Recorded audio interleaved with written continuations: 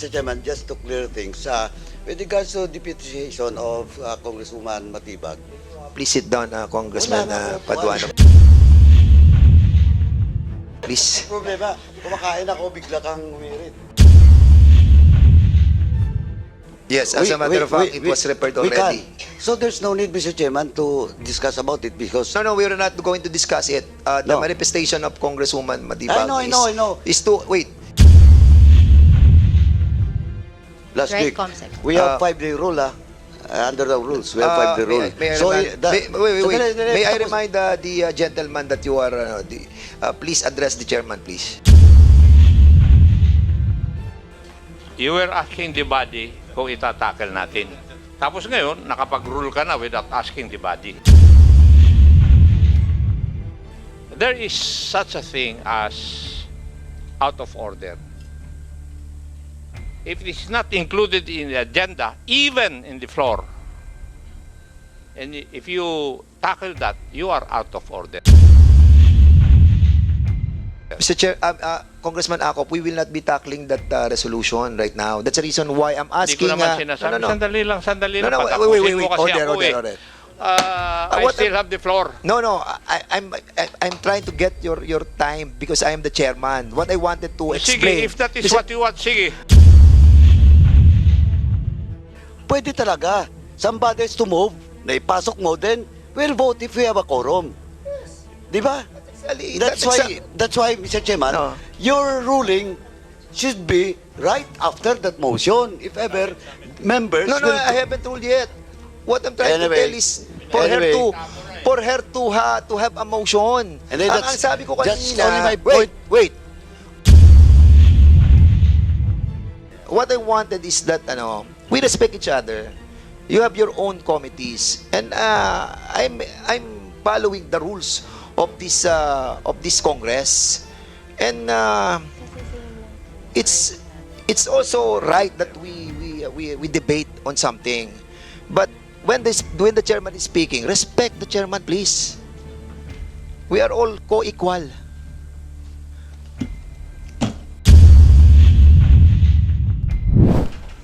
October 30 BSKE. Yes, sir. Yes, sir. What about the list of Intel officers and Intel agents? Were they able to comply? No, Your Honor. Can I request or ask the PNP, why did you not comply with this request from the committee? We have a Your Honor, we have a copy last meeting. Hindi lang po mga namin nayabot, pero yun po yung hawak namin ng mga book-binded na document. Yun po yung listahan.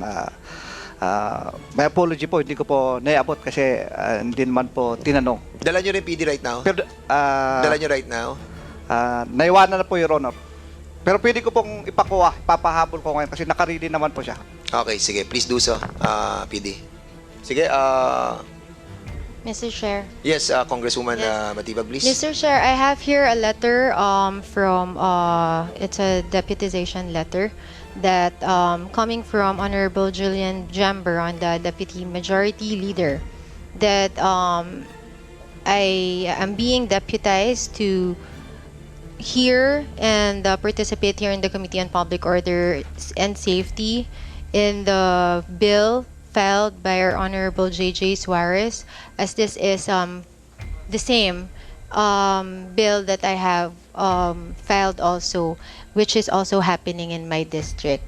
I would like to get the permission of the body, Mr. Chair, that I'd be allowed by our members to be part of this committee because, Mr. Chair, I'm thinking, this is the last day of our session for today, and Mr. Chair, if you have heard my privileged speech, pinagbabawalan ako ng PNP namin sa San Pedro na magkaroon ng security from the PNP. It happened also na merong one time na nagsunod sa akin na police just because nakita ko sa fiesta, and then Mr. Chair, the following day, na-relieve na siya sa Binyan. It's so easy for the hepe ng San Pedro to relieve someone just because sumunod lang po sa akin, Mr. Chair. So, in line with this, it's going to be our last day for today, and then we will be having a recess. So, Mr. Chair, as a nanay, I have 3 kids. Mabata pa po yung anak ko. I have 10, 5, and 3 years old. And I am into the safety of my district, of my leaders, my children, and my family, and myself, Mr. Chair. That's why I would like to seek your permission for this. Okay, thank you so much, Congresswoman Matibag. Normally, the procedure that we are following here are first, the resolution that is filed and referred to this committee are given the preferential treatment. But having said that, your issue dwell on the same issue that was filed by Congressman J.J. Suarez. And since can we kindly see your deputization? Can you kindly submit to this committee? So we will be allowing you to be a part of the discussion and the voting process if ever that a voting will be needed because Also, of this Mr. Chair, deputization. But okay, go ahead. We also have the same persons involved. I think the RD, since we are from the same region, Yeah. our RD here is also part of our investigation. And in that case, we will be asking the body, if your manifestation of trying to include that same issue in relation to the resolution that was filed by Deputy Speaker J.J. Suarez to be laid on this committee. So, what's the pleasure of the body?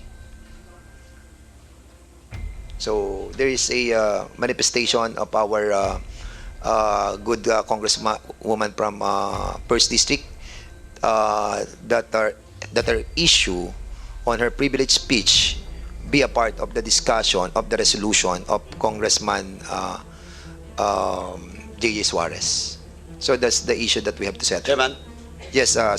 Mr. Chairman, just to clear things, with regards to deputization of Congresswoman Matibag, Please sit down, Congressman Paduano, please. Problema, kumakain ako, bigla kang umirit. Yeah. Chairman, thank you. Chairman ACOP, thank you. Maraming utang to kay Chairman ACOP. Anyway, Mr. Chairman, with regards to the deputization Order, of, please. Okay, go ahead. Congresswoman Matibag, of course, it's the right of the Deputy Majority Leader to deputize. Now, he has all the authority and the right, especially during voting. Now, with regards to the issue being raised by Congresswoman Matibag on her privilege speech, am I correct? Privilege speech? Yes, Mr. Chair. That is not a resolution. That is not a reso filed by you. Privilege speech. Now, unless otherwise, Mr. Chairman, the privilege speech of the Honorable Matibag was referred to this committee. It was, sorry. Yes, as a matter of fact, it was referred already. So there's no need, Mr. Chairman, to discuss about it because... No, we are not going to discuss it. The No. manifestation of Congresswoman Matibag I know. is to allow this body to tackle that on the next hearing. Not now. Yun ang kanyang manifestation eh. Ano ba kailan ba yung privilege speech mo? Yung referral sa public, public It was order? referred, Mr. Chair, last week. Last right, week. Comsec. We have 5-day rule, under the rules, we have 5-day rule. May I remind the gentleman that you are, please address the chairman, please. Anyway, napaka-stricto tong chairman na to. Anyway, sa sunod sa akin, may araw ka rin. Anyway, Mr. Chairman, ganito lang po. We have 5-day rule. Now, if that is covered by the 5-day rule, Last week ba? today is our hearing, no? And if the privilege speech which was referred to this committee is germane to the issue being tackled with regards to House resolution of DSGJ and the Honorable Mujibataman, we can consolidate it with just one motion. Then we can also discuss today. So, Today. Congresswoman Ann Matibag, a while ago you have this manifestation of your privilege speech to be a part of the discussion based on the resolution of Congressman Suarez. Now, I think the good gentleman from hindi, ano niya? Party. Abang Lingkod Party List wanted you to have a motion for this committee to act on it. Go ahead, Mr. Chairman, Congresswoman. sandali po. Yes, Congressman Comsec has Paduano. clarified. Yes, Comsec. Pasok ba doon sa 5-day rule? 5-day? I think 5 it calendar. was referred to the committee, the privilege speech. Yes, pasok naman na Congressman Paduano. So Congressman Robert Ace Barbers is acknowledged, sir. So Congresswoman Matibag, you are recognized. Go ahead. Yes, Congressman ACOP, please.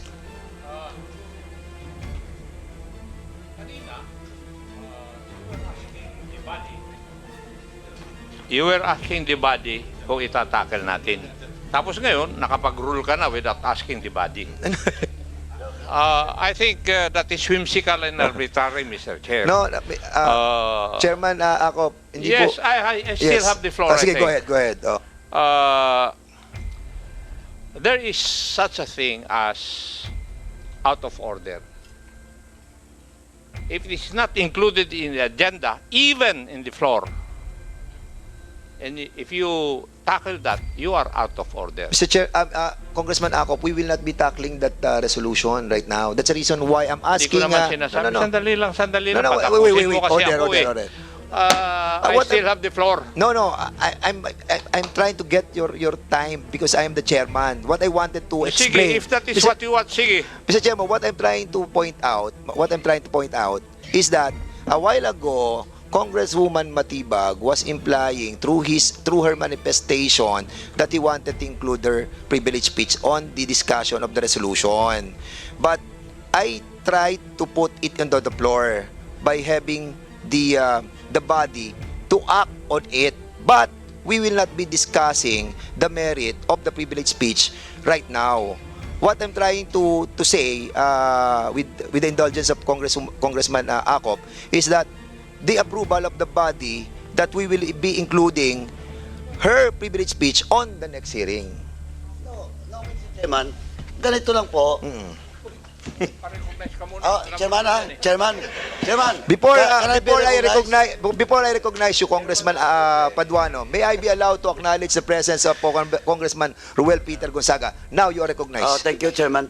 Mr. Chairman, ganito lang po. Sinabi ko, I have already established if that privilege speech was referred to this committee, pasok dun sa 5-day rule natin, 5 calendar day rule, pwede talaga. Somebody has to move, na ipasok mo, then we'll vote if we have a quorum. Di ba? That's why, Mr. Chairman, No. your ruling should be right after that motion. If ever, members No, will... I haven't ruled yet. What I'm trying to tell is for her to have a motion. And then Ang that's sabi ko just kanina, only my point. wait. What I said was, because manifestation yon, now I'm trying to tell to change it to a motion. Hindi po ako nag-rule, Congressman Paduano. What I'm trying to tell is to change the manifestation to a motion. Pasok. Oh, so motion, please. Mr. Chair, I may move to be included in the hearing of the resolution Respect the chairman, please. directing the appropriate House Committee to conduct an inquiry in aid of legislation. Wait for a while. What I wanted is that we respect each other. You have your own committees, and I'm following the rules of this Congress, and it's also right that we debate on something, but when the chairman is speaking, respect the chairman, please. We are all co-equal. Go ahead, Congresswoman Matib. Mr. Chair, I move that in the case of my district, I may be included in the House resolution directing the appropriate House committee to conduct an inquiry in aid of legislation of violence, harassment, intimidation, and other criminal acts committed before, during, after the conduct of the 2023 Barangay and Sangguniang Kabataan elections. I so move, Mr. Chair. Oh, there's a motion for the Second. inclusion of the issue of the privileged speech on the discussion of the resolution filed by Congressman J.J. Suarez. Second Any motion, second Mr. motion? Chair. Duly seconded. Any objection? Hearing none, the said motion is now approved. Okay, we'll be proceeding to the next. Mr. Chair? Yes, While Congressman. we're on the matter of funds Okay. administration and since there was raised yung point po ng resource persons, I'd like to go back po on the issue that we had earlier. For the information of the body, we have 3 pending resource persons who have not replied to the invitation of the committee. And thus, Mr. Chair, I think it would be appropriate as per our protocol, kapag po hindi po sila ay sumasagot, is that we issue a show cause order. So with that, Mr. Chair, I move that we issue a show cause order for Ms. Amelia Sobreñas, Mr. Cesar Zirago, and Mr. Christian Alcara.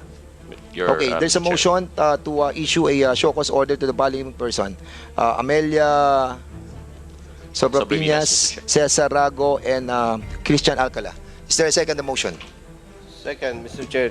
There's a second motion. Any objection? Hearing none, the said motion is now approved. The COMSEC is hereby directed to issue a show cause order to those people.